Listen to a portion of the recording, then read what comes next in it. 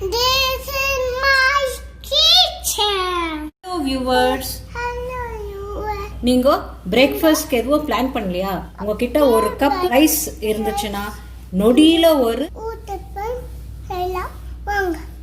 கடாய் சூடு பண்ணிட்டு ஒரு டேபிள் ஸ்பூன் அளவு எண்ணெய் சூடு பண்ணிக்கோங்க. ஒரு ½ டீஸ்பூன் கடுகு,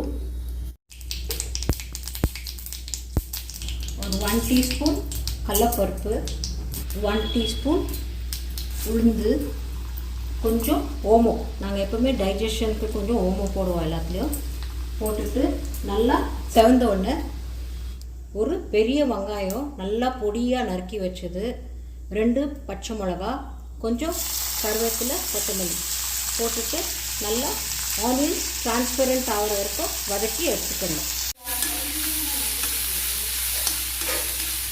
வெங்காயம் நல்லா வதங்கிடுச்சு.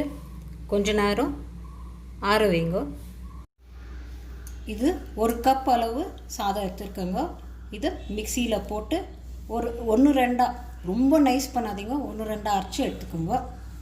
அது கூட ஒரு 2 டேபிள் ஸ்பூன் அரிசி மாவு போட்டுட்டு தேவையான அளவு உப்பு போட்டு ஒரு 2 டர்ன் பண்ணி எடுத்துக்கோங்க. மிக்சியில் சாதமும் அரிசியும் 1-2 அரைச்சி எடுத்துக்கணுன்னு 4 கப் தண்ணி ஊற்றிட்டு மாவு பதம் வர வரைக்கும் மிக்சியில் போட்டு எடுத்துக்கோங்க. பாருங்க, மாவு இந்த பதத்தில் இருக்கணும், ரொம்ப தண்ணி பண்ணிடாதீங்க. ஏன்னா ஊத்தப்பம் யூஸ்வலி கொஞ்சம் திக்காக தான் இருக்கும். ஸோ இப்படி இருக்கட்டும். இப்போ வெங்காயம் ஆறிடுச்சு, கூட மிக்ஸ் பண்ணி எடுத்துக்கலாம். எல்லாம் நல்லா கம்பைன் ஆகிற மாதிரி மிக்ஸ் பண்ணி எடுத்துக்கணும். இந்த மாதிரி ஒரு தவா ரெடி பண்ணிக்கோங்க.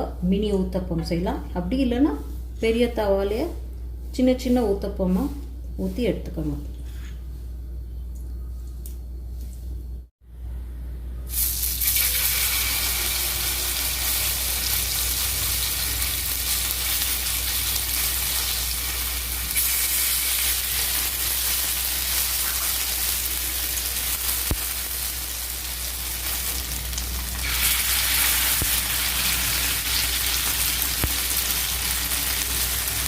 மீடியம் ஃப்ளேமில் சிவக்கட்டோன்ட்டு மூடி வைங்க. ஒரு சைடு நல்லா செவந்தோடனே திருப்பி போடுங்க. 2 சைடும் நல்லா செவந்து கிறிஸ்பாக ஆகிற வரைக்கும் நல்லா ரோஸ்ட் பண்ணி எடுங்க.